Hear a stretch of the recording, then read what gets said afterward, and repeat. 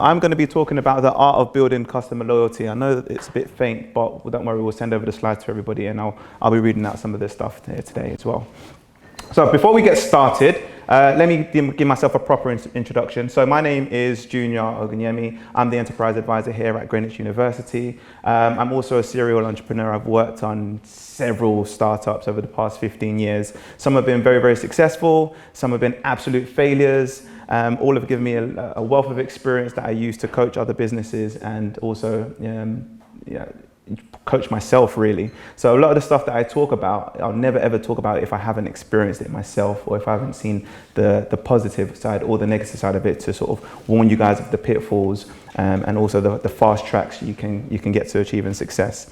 So I'm so happy that you guys are in the room, because this is exactly what I did to learn all of this stuff. I've gotten myself into the right rooms, network with the right people, but I also made loads of notes. And I didn't just make notes and I left it there on the table. I made notes and I tried my best to apply it and strike while iron's hot. So that's going to be the challenge for you guys.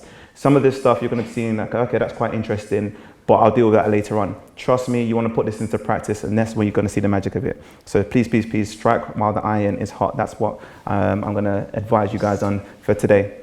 And I also wrote a book called How to Be a Student Entrepreneur, which is available on pretty much every single platform out there. And that book took my career as a speaker through the roof, and that's why I enjoy teaching, sharing. So you guys are in safe hands here today. Right, so we're going to talk about the art of building customer loyalty.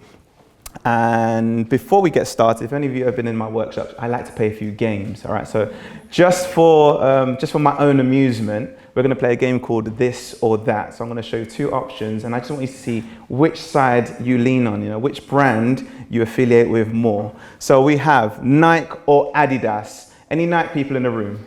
If you had to choose one, okay, about half the room. What about Adidas? Oh, okay, it's a bit of a split room, Nike or Adidas. All right, what is it about either brand? What is it about Nike? Who are the Nike lovers? What is it about Nike? They're going to tell us. In their ads, they seem to have like more stuff for women. Okay, all right, so you feel that they appeal to women more. What about Adidas? Yes? Heritage. Oh, okay, heritage. Nike doesn't have any heritage, see? All right, see? So we have that brand loyalty and brand affiliation with seemingly very similar products, but we all sort of lean more to one side or the other. What about this one, right? This is really going to split people. Microsoft or Apple? Ooh. Where are the Apple lovers in the room? Oh, look at them, these tribal people. Yes, I have an Apple, I'm great. No, I bet you all remember the date you converted. Like, oh, you opened up the shiny MacBook, couldn't find an instruction manual. Thought, yes, I'm one of them now. All right, and then the rest of, we're the Microsoft people. Yeah, right, all right. What's so special about Microsoft? Tell us, what's so special about Microsoft? Microsoft doesn't treat you like a kid. You can configure it how you want. Ooh, okay. Microsoft doesn't treat you like a kid. You can configure it how you want. In my line of work, I must be an Apple boy because I have to do all the creative bits, and so Apple has the dominance over. So if you're generally more creative, you lean more towards Apple. I'm neither this nor that, and I'm probably the least helpful person to speak. Yeah, excellent. All right, what about this one? Right, this is going to be a tough one. Oh no, we're not going to go there. We're not going there.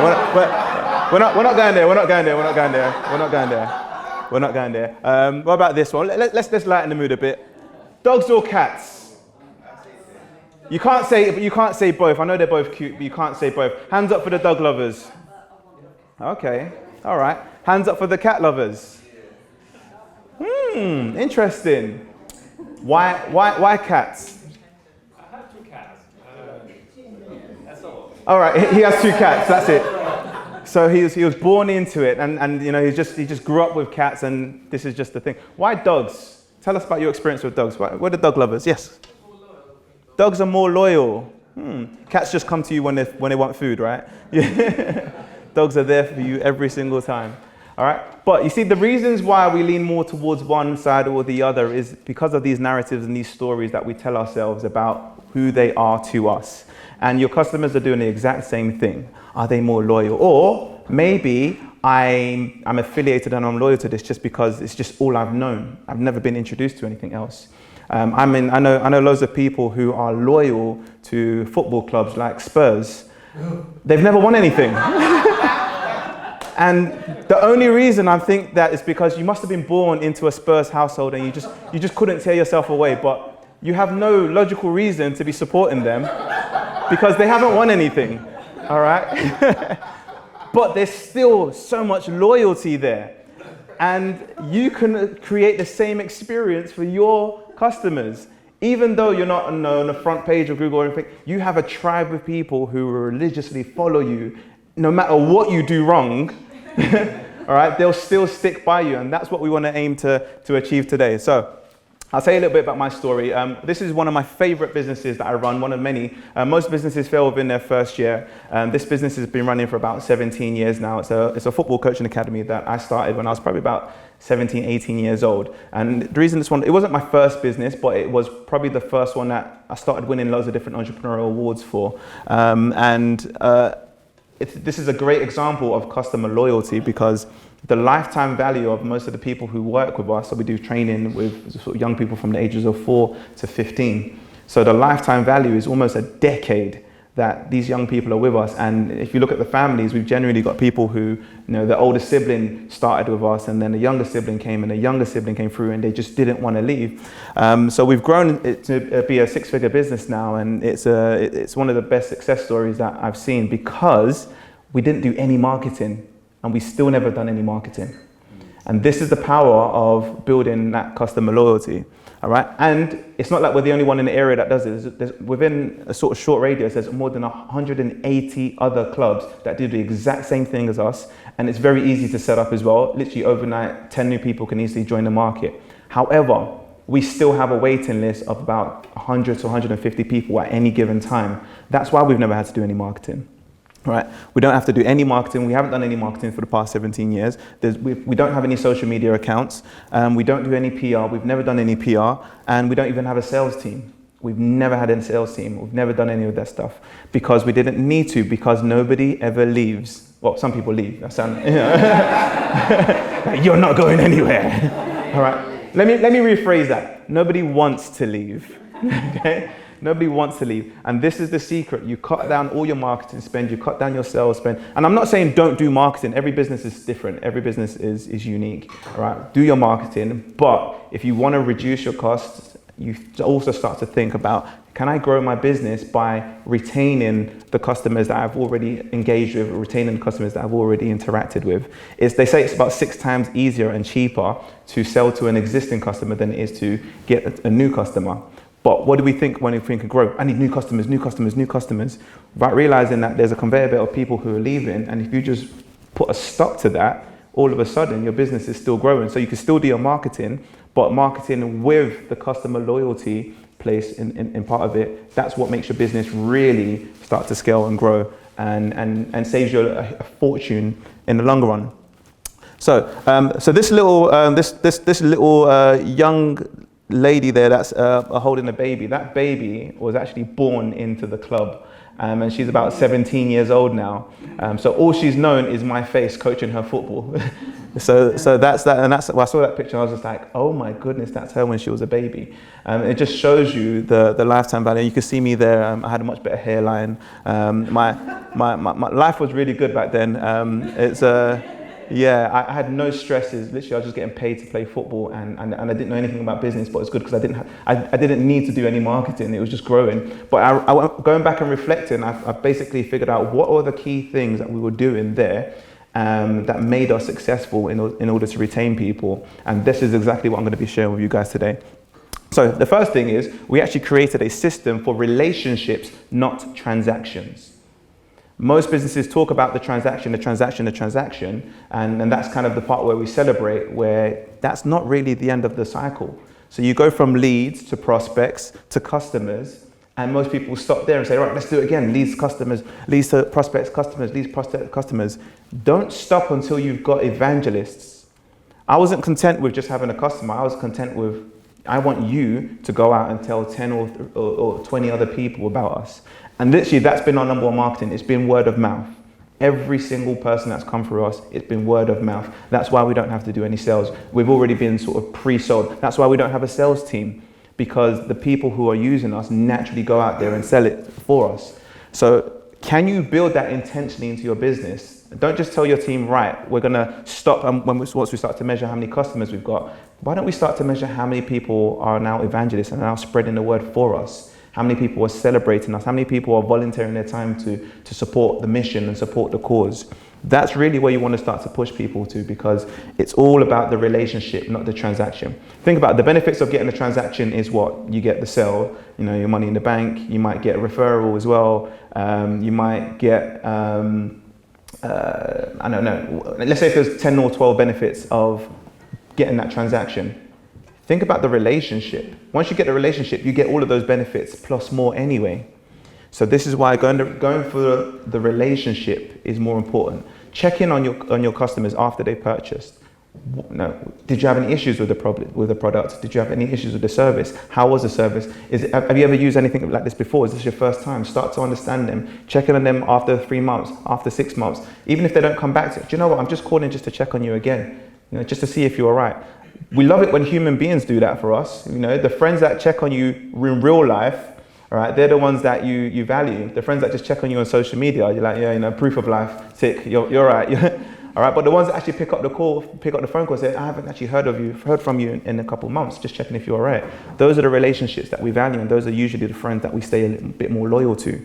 So you can do the exact same thing, because you realize that your customers realize that you're actually trying to build a relationship with them. You're not just trying to get the transaction.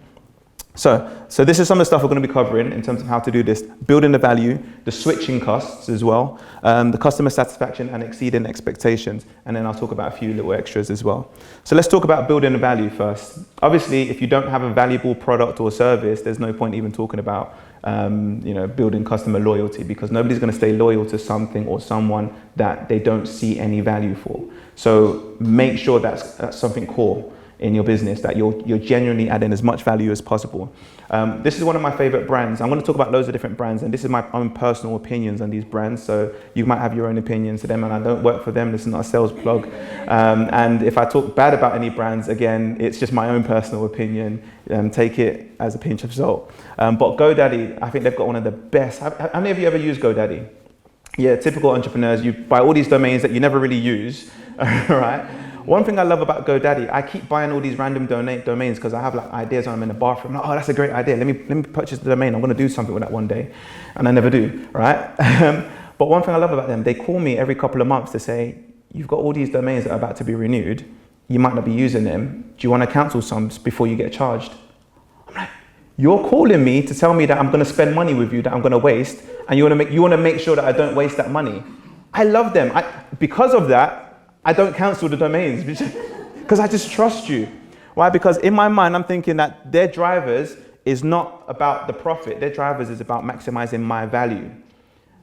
Create the same experience for your customers. Make sure your sales team or your team is actually doing it. Anyone that does customer success within your team, make sure that they're not driven by how much commission or profit that they can make, but make sure that they're driven by how much value they can add to the customer, because in doing so, the customer will naturally spend more anyway. So what are the things that the customer cares about? I do care about saving money or at least wasting money on domains that I'm not using. Although it's a habit that I just can't break, but knowing that they also are aware of that, and they've kind of got this relationship with me where they know that you've bought about 10 domains, I know you're only going to use 2 of them, which 8 do you want to cancel, Junior, before we charge you? I just love that, because it just builds so much trust. Also, staying top of mind, especially in this digital age where we see adverts constantly. We've got devices that are just constantly just adverts and adverts and adverts and adverts. You have to stay top of mind. One of the key things, and one of the magical things that we did with the football coaching, we make sure we did everything outdoors in a big local park. Why? Because everybody that's walking past, that's advertising for us.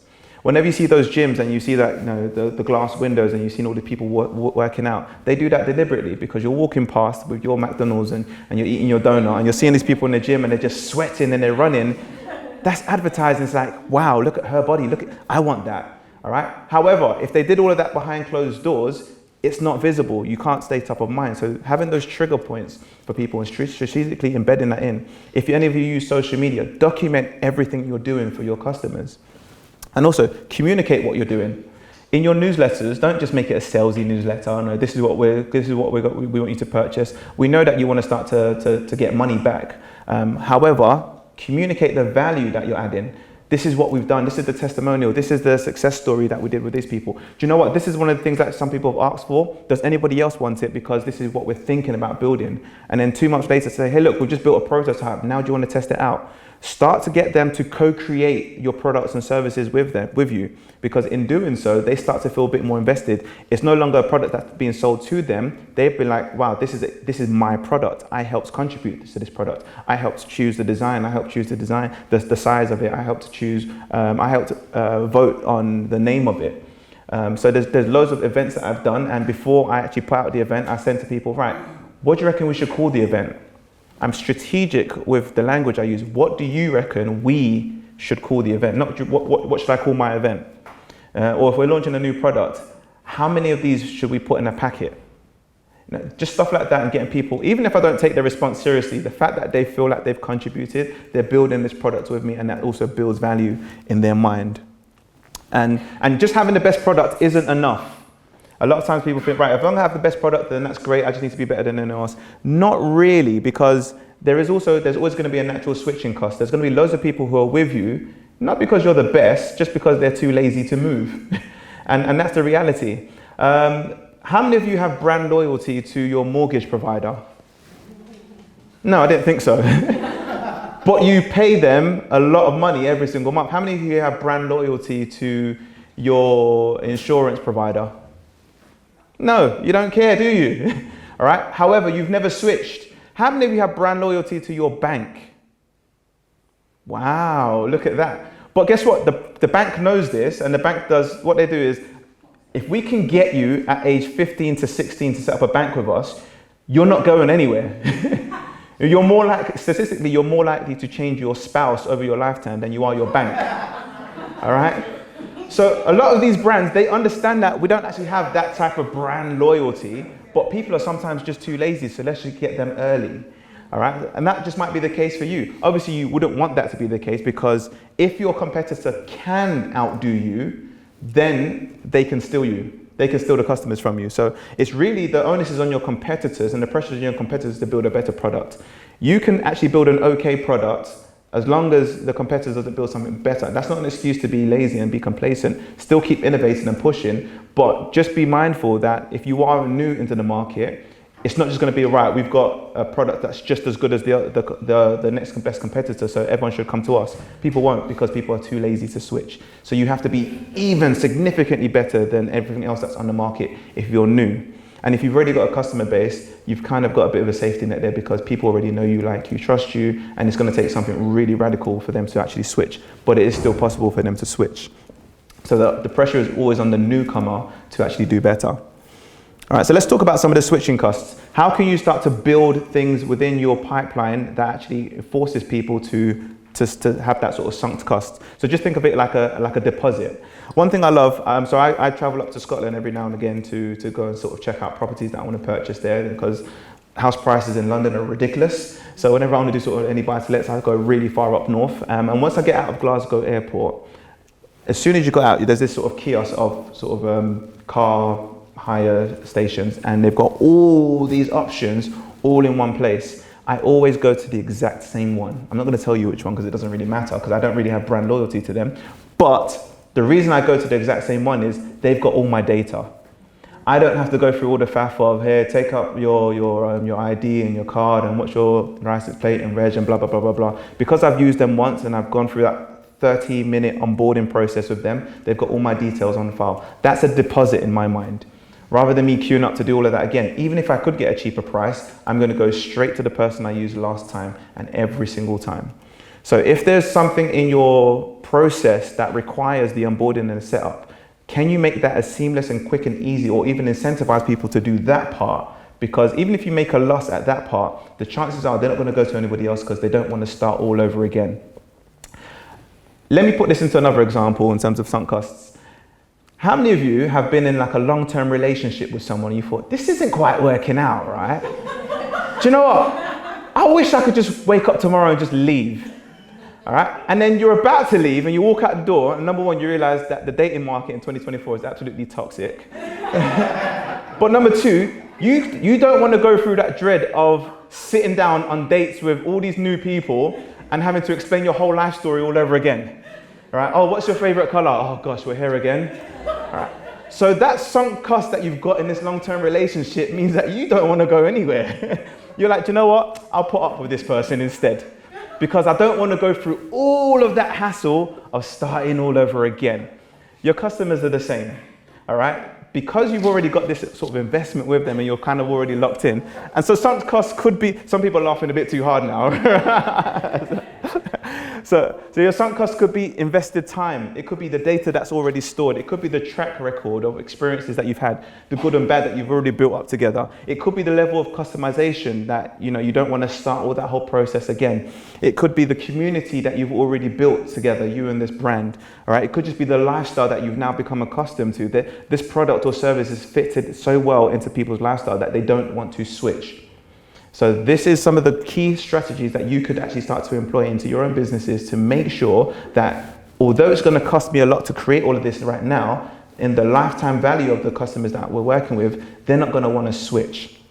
I know loads of people who, so for example, again, with the Football Coaching Academy, we've got a strong brand loyalty to a kit supplier, not because they're the greatest, but because we spent almost like 4 or 5 months designing the best kit, and it's so bespoke that nobody else can really do that. So once we put it on the market, we don't want to change. We don't want to do that 4 or 5 months process all over again just for a cheaper deal. So we're going to stick with them. In fact, I shouldn't be saying this, but even if they move their price up by 50%, I'll still stay with them. Okay. I hope they don't see this video, but that's how much loyalty I have to them, because I just don't want to do that whole sunk cost process all over again. This is the same process and the thought process in the minds of your customers. So you could be a bit cheeky and probably move up the prices, and it wouldn't move the needle in terms of how many people leave. A lot of you are too scared to move up the prices. Although the cost of your production has gone higher, you're scared to move up the prices because you're thinking we might lose people. You probably won't if you've got really good sunk costs in there. So you have to also check, are they lazy or are they loyal? Right? Are they sticking with you because they're just lazy and they can't be bothered to switch, because that's going to be very dangerous? All right? Or are they genuinely loyal? So there's 2 types of loyalty. There's behavioral loyalty, which is all about their actions. And then there's attitudinal loyalty, which is more about their emotions. There's a lot of brands, when I ask you about the banks, most of you have behavioral loyalty, because if I look at your bank statements, you're using them on a regular basis, but you don't really care about them. If another bank popped up with a better and they made the switching process a lot easier, you probably switch, right? Whereas you might have attitudinal loyalty to some people or some brands. So for example, your favorite football teams, maybe even if you don't even go to watch their matches, you will sit there and you will fight and you will debate about how great that team is compared to everybody else, or any other sort of personalities that you love. So you want to try to really get the emotive side, the attitudinal loyalty from people, not just the behavioral loyalty. In behavioral loyalty, we start to look at things like, the drivers are always external factors, transaction costs, purchase history, how many times did they use our loyalty cards, how many subscriptions renewals did we have? And these are the type of metrics that most businesses use to determine loyalty. This doesn't really measure the attitude that people have about your product. What you really want to start to do is customer surveys and talk about the brand perceptions and ask them, how did we make you feel? And has anyone else made you feel that way in the last couple of days? Why are we so special to you? The network promoter score, which I'll talk about soon, this is just basically a score to measure how many people want to refer you to a friend. A lot of people want to use your product secretly. They don't want to actually be evangelists for you. That's not necessarily brand loyalty, although they're using you on a regular basis. And also checking the sentiment that people have about you on social media, and being up to date with what people are saying about you and your brand. So this is the type of things that you want to really start to build. So I'm going to come back to this. Let's talk about customer satisfaction, because this is one of my favorite topics. I love customer satisfaction. So Walt Disney said this. He said, do what you do so well that they want to see it again and bring their friends. And I just thought, wow, that's so profound. Do what you do so well that they want to just bring their friends. They want to tell other people about this. They want to see it again and again and again. This is the type of attitudinal loyalty that you want to start to see, and that will naturally translate into behavioral loyalty as well. So obviously adding lots of value there. So how do we start to actually measure this magic? How do we measure what's actually working that's getting people? How many of you ever had somebody that has sent out a referral or brought somebody else in before? Excellent. Pretty much almost everybody in the room. How many of you went back and asked the person, why did you bring a friend? So this is the part that we miss. There was a magic moment there. That was the magic moment, but we miss it. All right, and you have these magic moments that might come once a month or twice a month where people will share something on social media and say, this was amazing, but you never actually go back and say, you say, thank you for sharing, but you never say, what did we do that not just made you happy, but made you want to tell other people? Because if you can capture that magic and bottle it, then you can replicate that and you can actually embed it into your systems. Remember, create a system where people do things that not just happen accidentally. So this is what we call the Net Promoter Score. And it's just basically measuring the percentage. So if imagine, you have a rating scale. So you say, how did we do in terms of customer satisfaction? I'm sure you've probably seen this when you go to restaurants or you've gone to any activities and they say, right, rate us on a scale of 1 to 10. So what we normally say is, anyone that rates you 0 to 6, we call them detractors. They don't want to tell other people about you. They don't really care about you. They're not really loyal to you.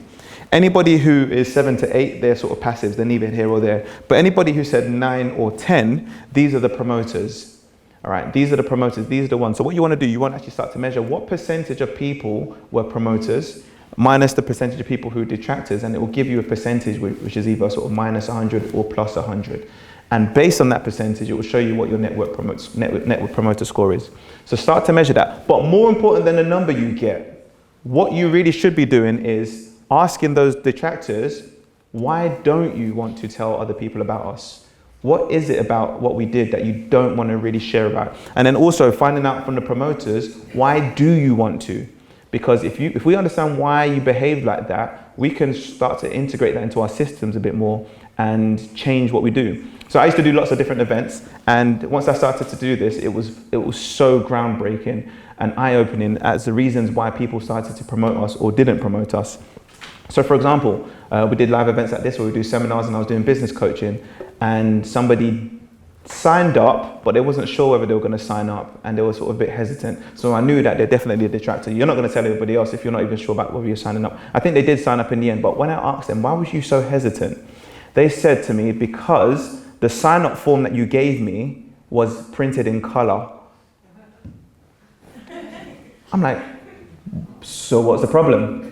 There was nothing that you said, and there was nothing that you did, but when you handed the sign-up form, normally I expect it to be black and white. It just looks a little bit more professional. But the fact that it was printed in color, it looked a bit animated and childish, and I didn't quite take it seriously. Oh, magic. Right, team, from now on, nobody use the color printer. Print everything in black and white, because for some reason people take us a little bit more seriously when the form that they have to put their card details in is printed in black and white. I didn't know this. Did it move the needle? Yes. Crazy stuff. I've done also events where, everything I said was great, everything was on point, but someone didn't sign up. Why didn't you sign up? Oh, you never made eye contact with me throughout the whole talk. Okay. Was that it? Yeah, the product was good, the price was good, everything was great, but when you was talking, you just never made eye contact with me. So from now on, I build that into my system. I'm making eye contact with everybody. All right? We're making eye contact. I'm even shaking your hand before we leave here, because now that I know what created the detractor, it could just be the small nuances that would move people from the detractor straight away to jump them up to a promoter.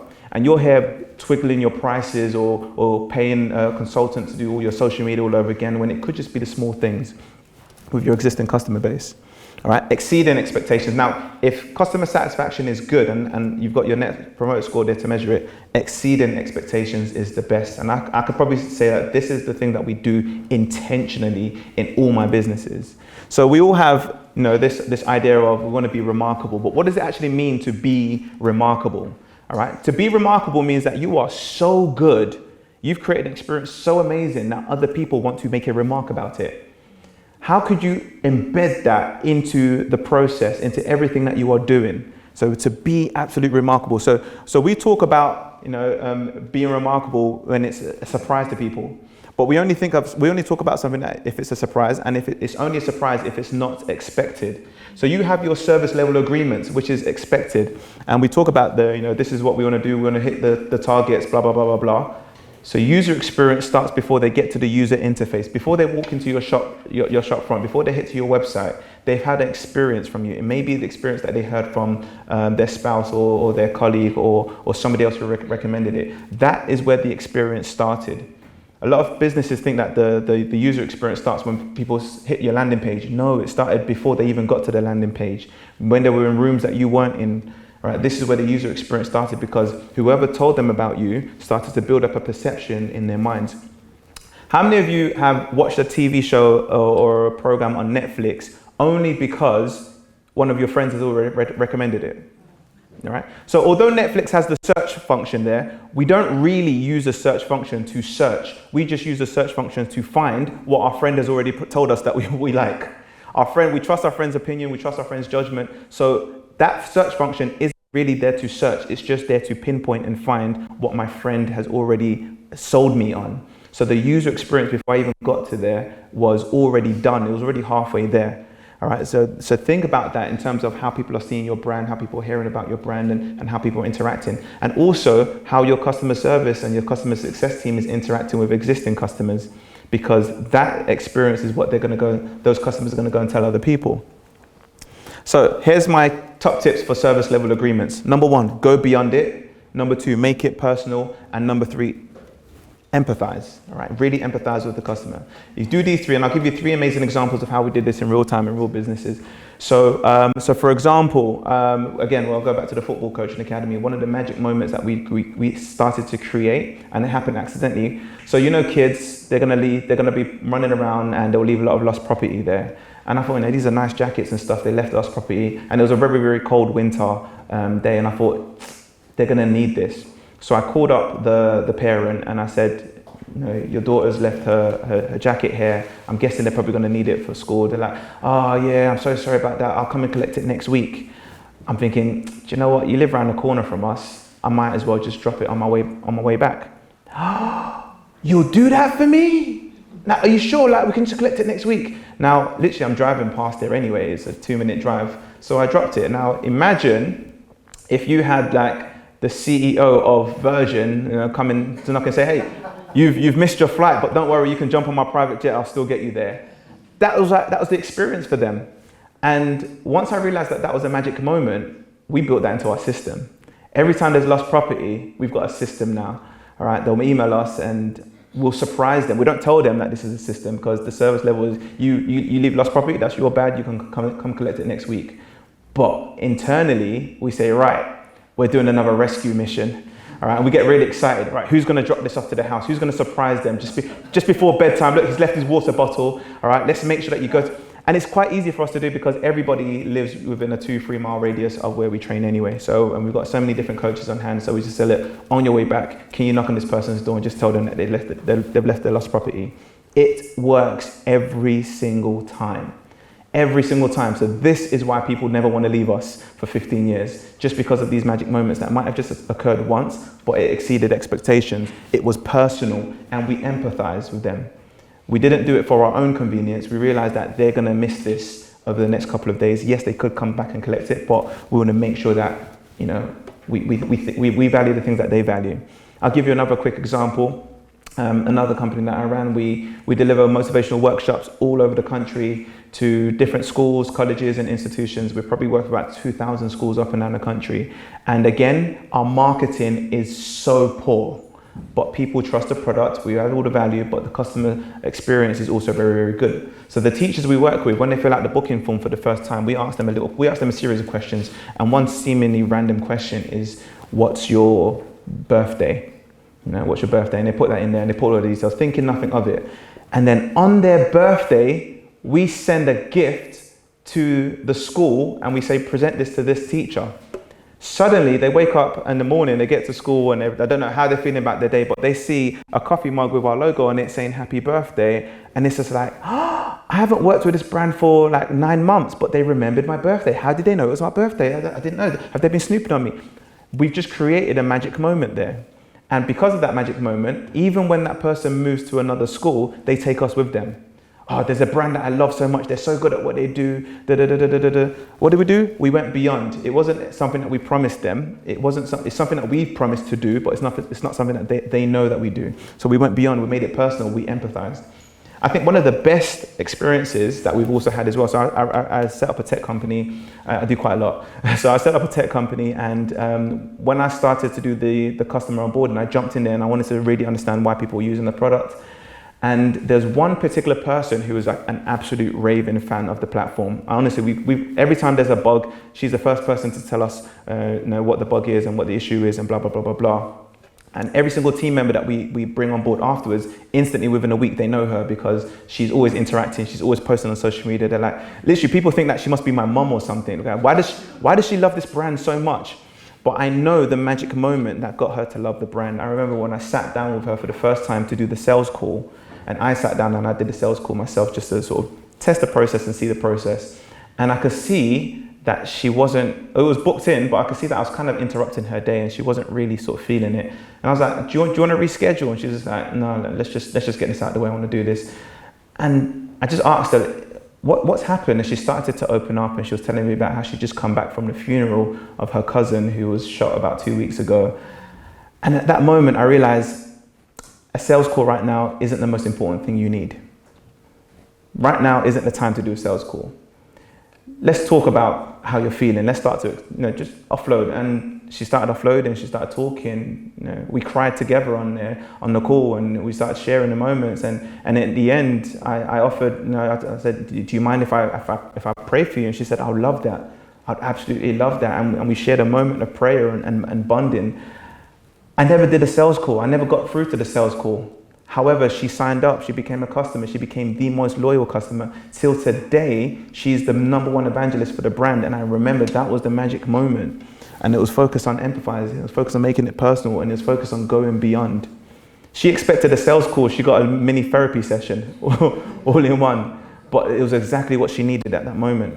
Remember, you're working with human beings, you're building relationships. It's not just a transaction, and this is where the focus is. So this is one of the examples. So anything you're doing, make sure that your marketing is not just focused on the functional benefits, but the emotional benefits. All right? In your marketing, sometimes we talk about all the cool features that you have, and this is what we're going to be doing. Can you start to flip that and talk about the emotional benefits? How people are going to feel after using your product or service? Because that's what we really care about. And this is the part that touches our hearts. This is the part that makes us want to be loyal to certain people. Imagine if I told you to tell me all the functional benefits of having a child. Oh, you get to lose sleep for 2 years. Oh, you're carrying around this giant sack of potatoes for the next 2 years. You've got this massive drainer. There isn't really much functional benefits to having a baby, at least for the first 2 years, because they just sit there, poop and eat. Okay? However, if I flipped it and said, tell me the emotional benefits of having a child, suddenly, now you're sold. Having this person that just depends on you and loves you and clings for you, and the moment you get in, their eyes light up. It gives you a sense of purpose. It gives you a sense of worth. This is all of a sudden, you can be having the best day, and you just get a hug from that special little guy or special little girl, and it's just like, wow. It's the emotional benefits that we love. It's the emotional benefits that we attach to. So in your marketing, can you start to communicate the emotional benefits? Not just, oh, these are all the cool features that we have, or this is our delivery time. What does that mean to people? What's the emotional benefits? Start to communicate that, not just the functional benefits.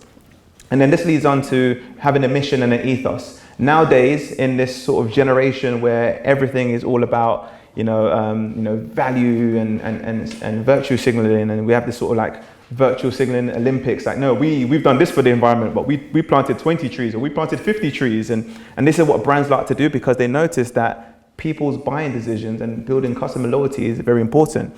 So I start to think about the mission. It's not just about having a brand, but having a brand with a sense of purpose. And a nice trick is, think of the people that you can be focusing on, think of the animals you can be focusing on, the communities, or the environment. If you look at any brand that's attached themselves to any sort of social mission, it always goes down to there's a people, animals, communities, or environments. That's what they focus on. And these are quite good things. I put in a nice little acronym called PACE there for you guys, so you can think about the mission and ethos. And even if, I'm not saying come completely away from the core things that you're doing to try to create this brand, or don't just do this just for the sake of doing it. Do it genuinely. Find something that you care, or not. Scrap that. Don't find something that you care. Find something that your customers care about. That's more important. As opposed to forcing your agendas on customers, start to listen to your customers and saying, right, how can we tweak and pivot everything we're doing to match your value structure? If you're buying our products and you're buying our services, we want to make sure that everything we do is linked into the values that you hold true. So it's not actually about you or even your team, it's all about your customers and understanding their value. All right, so here's some examples of some loyalty programs that you've probably seen and you can easily start to implement. So we have the paid memberships. So this is stuff like Amazon Prime. This is very hard to do, to actually get people to pay to be part of your loyalty programs. But generally, if you bundle so much value, some people will actually say, do you know what? I'm not just loyal to you, I'm going to prove I'm loyal to you by paying and signing up for your premium services. You know, this is what influencers do now, where you say, you know, if you want all our exclusive content and you really want to be a part of this community, you can pay to be part of this. And that's that sort of brand loyalty that they have with Amazon Prime. And they get me every single time. I think it's just that sort of like that same day delivery or all the bonuses and stuff that they chuck in there. It works. People want to pay for this.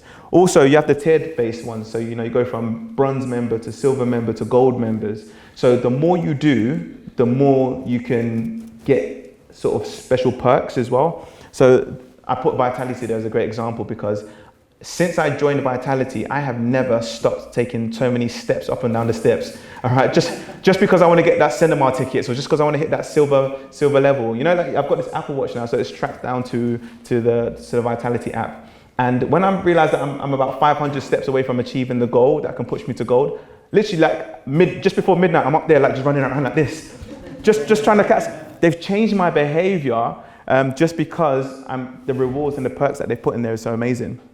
And then you have points-based. This is the one that sort of everybody knows, where you go somewhere, you're loyal to the brand, they stamp you, you get a point, and then the more points you get something free. Now my family are Nigerian, and we love chicken. I've never seen so many people go so crazy for chicken at Nando's. Why? Because they've got the Nando's loyalty reports, a points card, and every time I say, right, where should we go to eat? Straight away, everybody wants to go to Nando's because everybody wants to get the points because they're 1 or 2 stamps away from getting their free chicken. Like we will walk past 20 great restaurants just to get the free chicken. Okay, so when people are loyal to you, test different loyalty programs, test different things. They will have their perks and they will have their pros and cons, but test it out and see which one works. Some loyalty programs might work, some loyalty programs won't work. But the whole point, it's not actually about the program, it's about the brand. And if you start to implement all the things that we spoke about and all the things that you can start to do, you're going to start to see that these programs will just facilitate the process a lot easier. But also make sure that it's very simple to do.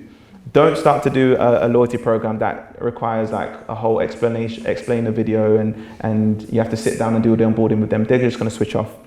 The loyalty program is just a perk to get them to start to purchase more. Ideally, they should already be loyal to you because of all the value and the sunk costs and everything else that you've built into your business. So with that said, I'm going to pause there and I will open up for any questions, but hopefully there's some stuff there. In fact, before we go to questions, here's some last little challenges I want for you guys to do. And I want you guys to start to think about this in terms of your action points today. What data do you need to start to collect about your users, your customers? What data? Really, it should be data that you're understanding what influences their buying decisions, what influences their passions, their values. These are the type of things that you want to start to question. Not just how many times did you purchase? Why did you purchase this? Why did you promote us? Why didn't you promote us as well? Now, what do customers care about the most? What's your service level agreements? What stuff can you integrate in order to be remarkable? So make sure that it's not just an accident that you was remarkable. Make sure that you actually do this deliberately. Surprise people. How can you rewrite your marketing messages so you can start to actually sell the emotional benefits and not just the functional benefits? Starting to do all of this stuff together as sort of action points will instantly start to build the existing base that you have to the point where they say, do you know what? There's so many other competitors out there in the market, but I'm not leaving. I love this brand so much. I don't know what it is about them, but I'm not leaving. So that, added with all the other marketing, you'll start to see your businesses grow and grow and grow and grow because nobody ever wants to leave the party that you've created. All right, so with that said, thank you very much, guys. You guys have been amazing.